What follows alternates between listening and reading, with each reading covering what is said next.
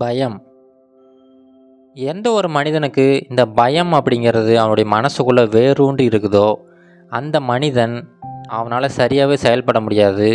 எப்போவுமே பயந்துக்கிட்டே இருப்பான். அவன் வாழ்க்கையில் எந்த ஒரு விஷயத்தையுமே சரியாக செய்ய முடியாது.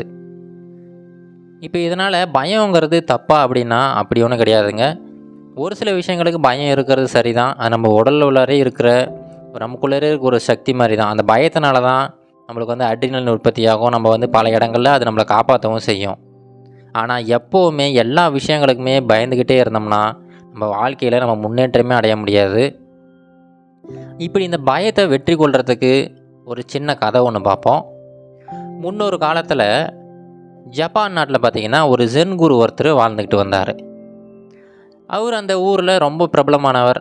எல்லா மனிதர்களுக்குமே அவர் ரொம்ப பரிச்சயமானவர். எல்லாருக்குமே நல்லா தெரியும். இப்போது ஒரு மனிதர் இந்த ஜென் குரு கிட்ட, ஐயா எங்கள் வீட்டுக்கு நீங்கள் வரணும். அது ஒரு அப்பார்ட்மெண்ட்ஸ் மாதிரி இருக்கிற வீடு. நிறைய வீடுகள் இருக்குது. ஒரு 10 மாடி கட்டிடம்.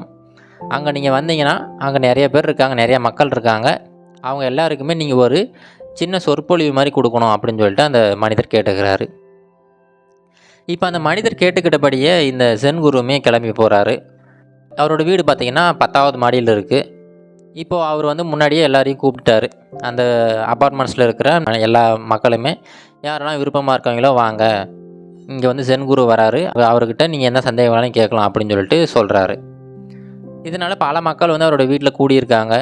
இப்போ ஜென் குரு வராரு. வந்ததுக்கப்புறம் அவருக்கு தேவையான சாப்பாடு எல்லாம் கொடுக்குறாங்க. சாப்பிட்டு முடிச்சதுக்கப்புறமா அவர் உட்காந்து பேச ஆரம்பிக்கிறாரு. அவர் பார்த்திங்கன்னா அவருடைய போதனைகள் எல்லாத்தையுமே சொல்லிக்கிட்டு இருக்காரு. அப்படி சொல்லிக்கிட்டு இருக்கும்போதே பார்த்திங்கன்னா திடீர்னு அங்கே ஒரு பெரிய நடுக்கம் ஏற்படுது. என்னென்னு பார்த்தா ஒரு பெரிய நிலநடுக்கம் ஏற்படுது. அந்த பில்டிங் பார்த்திங்கன்னா அப்படியே கொஞ்சம் கொஞ்சமாக நடுங்க ஆரம்பிக்குது, கொஞ்சமாக குலுங்க ஆரம்பிக்குது. இப்போ அங்கே இருக்கிற மக்கள் எல்லாருமே பயத்தில் வேகமாக ஓட ஆரம்பிக்கிறாங்க. ஏன்னா அவங்க இருக்கிறது 10வது மாடி. அங்கேருந்து எப்படியாவது தப்பிச்சு வரணுமே அப்படின்னு சொல்லிட்டு உயிரை கையில் பிடிச்சிக்கிட்டு எல்லா மனிதர்களும் வெளியில் ஓடி வராங்க. இப்போது ஒரு மனிதர் இவரை கூட்டிகிட்டு போனார் பார்த்தீங்களா, அந்த வீட்டோட சொந்தக்காரர். அவருமே பயத்தில் வேகமாக ஓட ஆரம்பிக்கிறாரு. அவர் ஓடிக்கிட்டு இருக்கும்போது திடீர்னு பின்னாடி திரும்பி பார்க்குறாரு. அதாவது ஜென் குரு என்ன ஆனார் அப்படின்னு சொல்லி திரும்பி பார்க்குறாரு. அதை பார்த்தா இவருக்கு ரொம்ப பெரிய ஒரு அதிர்ச்சி. ஏன்னா அந்த ஜென் குரு எந்த ஒரு சலனமுமே இல்லாமல் ரொம்ப அமைதியாக கண்ணை மூடிக்கிட்டு ரொம்ப அமைதியாக உட்காந்துருக்காரு. இதை பார்த்த உடனே இவருக்கு ஐயோ இவரை காப்பாற்றணுமே அப்படின்னு சொல்லிட்டு வேகமாக ஓடி போய் அவர் கூப்பிட்றாரு. ஐயா தயவு செஞ்சு வாங்க, நம்ம போயிடலாம். ஏன்னா இங்கே நிலநடுக்கம் வந்துடுச்சு. இதனால் பெரிய பாதிப்பெல்லாம் ஏற்படும் போல், நீங்கள் வாங்க நம்ம உயிரை காப்பாற்றுறதுக்காக ஓடிடலாம் அப்படின்னு சொல்லிட்டு கூப்பிட்றாரு. ஆனால் இவர் கூப்பிட்றது எதுவுமே அவர் காதில் விழவே இல்லை. அப்புறம் கூப்பிட்டு பார்த்துட்டு வேறு வழி இல்லைன்னு சொல்லிட்டு இவருமே அந்த அப்பார்ட்மெண்ட்டை விட்டு வேகமாக ஓடி வராரு. இப்போ அடுத்த ஒரு சில வினாடிகளில் நிலநடுக்கம் நின்றுச்சு. எல்லாமே இயல்பு நிலைக்கு திரும்ப வந்துருச்சு. இப்போ பார்த்தீங்கன்னா அந்த ஓடினாங்கள்ல எல்லா மக்களுமே, அந்த ஓடின மக்கள் எல்லாமே திரும்ப வராங்க. திரும்ப எல்லாருமே அவங்க இடத்துல உட்காராங்க. ஆனால் என்ன ரொம்ப பெரிய ஒரு ஆச்சரியம்னா, அந்த ஜென் குரு ஒரே ஒரு இன்ச்சு கூட நகரலை. எப்படி உட்காண்ட்ருந்தாரோ அதே மாதிரி ரொம்ப அமைதியாக கண்ணை மூடிட்டு உட்காண்ட்ருக்காரு. இப்போது எல்லாமே அவங்களோட இடத்துல உட்காந்துட்டாங்க. இப்போ மறுபடியும் ஜென் குரு பேச ஆரம்பிக்கிறாரு. அவர் இந்த நிலநடுக்கம் ஆரம்பிக்கிறதுக்கு முன்னாடி எதில் விட்டாரோ அதிலிருந்து மறுபடியும் பேச ஆரம்பிக்கிறாரு. இந்த மாதிரி ஒரு விஷயம் நடந்ததாக கூட அவர் கன்சிடர் பண்ணலை. அவர் எப்போவுமே பேசுகிற மாதிரி ரொம்ப அமைதியாக பொறுமையாக பேசிக்கிட்டே இருக்கார். அங்கே இருக்கிற பல மக்களுக்கு பார்த்திங்கன்னா நிலநடுக்கம் போயிடுச்சு. ஆனாலுமே அந்த தாக்கம் இன்னும் அவங்க மனசுக்குள்ளே இருக்குது. அந்த பயம் அவங்களுக்குள்ளே இருந்துக்கிட்டே இருக்குது. அவங்க உடம்பெல்லாம் பார்த்திங்கன்னா ஒரு மாதிரி ஒரு சின்ன நடுக்கம் இருந்துக்கிட்டே இருக்குது. இப்போ எல்லாருமே கொஞ்சம் அமைதியாக கேட்டுக்கிட்டே இருக்காங்க.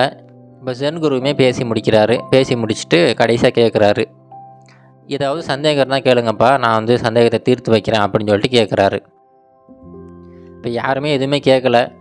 இப்போ அந்த வீட்டோட சொந்தக்காரர் இருக்கார் பார்த்தீங்களா, இவர் கூட்டிகிட்டு போனார்ல, அந்த மனிதர் ஐயா நான் ஒன்று கேட்கணும் உங்ககிட்ட. இது நீங்கள் இப்போ பேசுனீங்க இல்லைங்களா, அதிலிருந்து எனக்கு எந்த சந்தேகமும் இல்லை. அந்த நீங்கள் பேசுனதை கூட என்னால் சரியாக கவனிக்க முடியல. ஏன்னா அந்த நிலநடுக்கம் நடுவில் வந்ததுனால என்னால் நீங்கள் பேசுனதை கூட சரியாக கவனிக்க முடியல. அந்தளவுக்கு எனக்கு உள்ள பயம் இருந்துக்கிட்டே இருக்குது. ஆனால் நீங்கள் எப்படி ஒரே ஒரு சின்ன சலனம் கூட இல்லாமல் ரொம்ப அமைதியாக உட்காண்ட்ருந்தீங்க? என்ன காரணம்? உங்களுக்கு இந்த உயிர் பயமே கிடையாதா? இல்லை உங்களுக்கு பயமே கிடையாதா அப்படின்னு சொல்லிட்டு இந்த மனிதர் கேட்குறாரு. இது கேட்ட உடனே அப்படியே லேசாக ஒரு புன்முறுவலோட அந்த ஜென் குரு சொல்கிறாரு, இங்கே பாருங்கப்பா, எனக்கும் பயம் இருக்கும். ஏன்னா நானும் மனுஷன் தானே. இப்போ நீங்கள் எப்படி உங்களோட உயிருக்கு பயந்து ஓடுனீங்களோ, அதே மாதிரி எனக்குமே பயம் இருக்குது. நானுமே என்னோட உயிருக்கு பயந்து ஓடிக்கிட்டு தான் இருந்தேன் அப்படின்னு சொல்லிட்டு சொல்கிறாரு. உடனே இந்த மனிதர் கேட்குறாரு, இல்லைங்க ஐயா, நான் பார்த்துக்கிட்டு தான் இருந்தேன். நீங்கள் இந்த நிலநடுக்கம் முடிகிற வரைக்குமே இங்கே இருக்கிற இடத்த விட்டு நகரவே இல்லை. ரொம்ப அமைதியாக கண்ணு மூடிக்கிட்டு ஒரே இடத்துல தானே உட்காந்துருந்தீங்க. நீங்கள் எங்கே போனீங்க அப்படின்னு சொல்லிட்டு கேட்குறாரு.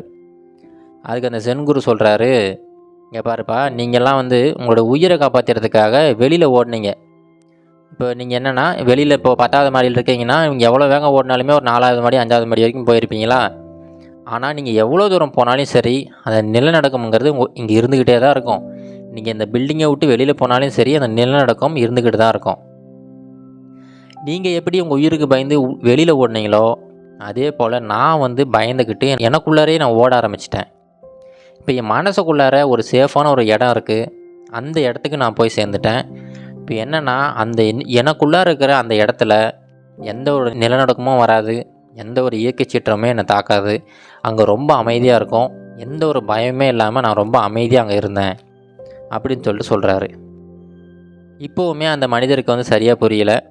இப்போ அந்த சென்குரு சொல்கிறாரு, இங்கே பாருப்பா, இந்த பயங்கிறது ரொம்ப பெரிய ஒரு கொடிய விஷம் மாதிரி. நான் எந்த ஒரு மனிதனுக்கு அளவுக்கு அதிகமாக பயம் இருக்கோ, அந்த மனிதரால் எந்த ஒரு விஷயத்துலையுமே செயல்பட முடியாது. அந்த பயத்துலேருந்து விடுபடணும் அப்படிங்கிறதுக்காக நீங்கள் ஒவ்வொரு சேஃபான பிளேஸை தேடி போய்கிட்டே இருப்பீங்க. இப்போ ஒரு ஊரில் இருக்கீங்க, அங்கே ஏதோ ஒரு பயம் இருக்குன்னா வேறு ஒரு ஊருக்கு போவீங்க. ஆனால் அந்த இடத்துலையுமே ஏதாவது ஒரு பயம் இருந்துக்கிட்டு தான் இருக்கும். அதனால் நீங்கள் ஒவ்வொரு இடத்துல மாறி மாறி போயிட்டு இருந்தாலும் சரி, இல்லை ஒரு செயல்லேருந்து வேறு ஒரு செயலுக்கு போனாலும் சரி, நீங்கள் எப்போ அந்த சேஃபான பிளேஸ் வெளியில் இருக்குது அப்படின்னு சொல்லிட்டு தேட ஆரம்பிக்கிறீங்களோ, அந்த இடம் கடைசி வரைக்கும் கிடைக்கவே கிடைக்காது. ஏன்னா அந்த மாதிரி சேஃபான இடம் அப்படிங்கிறது எங்கேயுமே இல்லை. அதனால் உங்களுக்குள்ளார தேடி பழகுங்க. உங்களுக்குள்ளார தான் அந்த சேஃபான இடம் இருக்குது. எப்போ நீங்கள் மனசை அமைதிப்படுத்தி உங்களுக்குள்ளார நீங்கள் ஒரு சேஃபான இடத்த உருவாக்கிக்கிறீங்களோ, அது வரைக்கும் உங்களால் இந்த பயத்திலிருந்து விடுபட முடியாது அப்படின்னு சொல்லிட்டு அந்த ஜென் குரு சொல்கிறாரு. இப்போ தான் அங்கே இருக்கிற எல்லாருக்குமே புரியுது, நம்ம பயத்தை போக்குறதுக்காக வெளியில் பல விதமான விஷயங்கள் செஞ்சுக்கிட்டு இருக்கோம். ஆனால் அது எதுவுமே பயன் தராது. நமக்குள்ளார நம்மளை சரி செஞ்சுக்கிட்டால் மட்டும்தான் முடியும் அப்படின்னு சொல்லிட்டு எல்லாருக்குமே புரியுது. இப்போ இந்த கதையில் சொல்கிற மாதிரி தாங்க, இது ஒரு கற்பனை கதை தான். ஆனால் இந்த கதையில் அந்த ஜென் குரு எவ்வளோ அமைதியாக இருந்தாரோ, உடனே இந்த நிலநடுக்கம் நம்ம ஓடக்கூடாது அப்படிலாம் சொல்ல வரலைங்க. இந்த பயத்தை வெல்றதுக்காக ஒரு சின்ன கற்பனை கதை, அவ்வளோதான். நீங்கள் எந்த ஒரு செயல் ஈடுபடுறதுனாலும் சரி, உங்களுக்குள்ளார ஒரு சின்ன பயம் இருந்துக்கிட்டு தான் இருக்கும். ஆனால் அந்த பயத்தையுமே மீறி நீங்கள் எப்போ அந்த செயல்கள்லாம் ஈடுபட தொடங்குறீங்களோ, அப்போ தான் நீங்கள் வாழ்க்கையில் ஒரு முன்னேற்ற பாதையில் போக முடியும். நீங்கள் வாழ்க்கையில் ஒரு பெரிய வெற்றியாளராகவும் மாற முடியும். அதனால் இதை மட்டும் ஞாபகம் வச்சுங்க. நீங்கள் இந்த பயத்தை போக்குறதுக்காக வெளியில் எங்கேயுமே தேடாதீங்க. ஏன்னா வெளியில் அந்த மாதிரி சேஃபான இடம்னு ஒன்று கிடையவே கிடையாது. உங்கள் மனசை ஒருநிலைப்படுத்தி உங்கள் மனசுக்குள்ளார ஒரு சேஃபான இடத்த உருவாக்குங்க. அந்த மாதிரி ஒரு இடத்த உருவாக்கிட்டிங்கன்னா வெளியில் இருக்கிற மற்ற ஃபேக்டர்ஸ்னால் உங்களுக்கு எந்த ஒரு பயமே ஏற்படாது. நீங்களுமே எல்லா செயல்லையுமே ரொம்ப அருமையாக ரொம்ப திறம்பட செய்யலாம். உங்கள் வாழ்க்கையுமே ரொம்ப அழகாக பயமே இல்லாமல் ரொம்ப மகிழ்ச்சியாக போய்கிட்டு இருக்கும். இது கரேஜ் டு ஆக்ட் மோட்டிவேஷன் கதைகள்.